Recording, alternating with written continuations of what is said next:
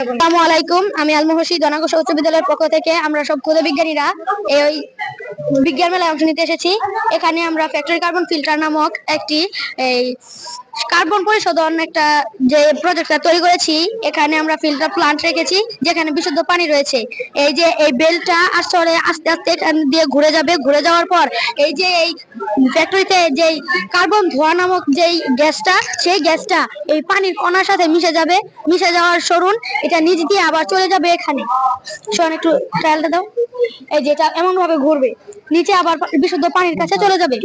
পানির কাছে চলে যাওয়ার সরুন এই যে এই কাপড়ের বেল্টে, এই বেল্টে যে কার্বনটা ছিল সেই কার্বনটা এই বিশুদ্ধ পানিতে চলে যাবে এবং মানে শুদ্ধ শুদ্ধ এই বেল্টটা আবার রিটার্নে এখানে চলে আসবে, ঘূর্ণায়মান এটা।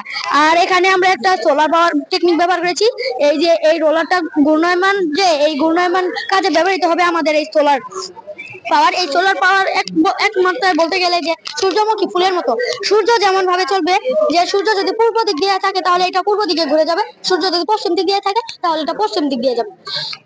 এটা আসলে যে সময় সরকার দ্বারা অনুমোদিত হবে তখন এটা আসলে এই ঘূর্ণায়মান হবে। কিন্তু এখন আমরা আর কি একটা মডেল তৈরি করেছি, নর্মাল একটা মডেল, এই যে এটা দ্বারাই আমরা নিষ্কাশন করছি।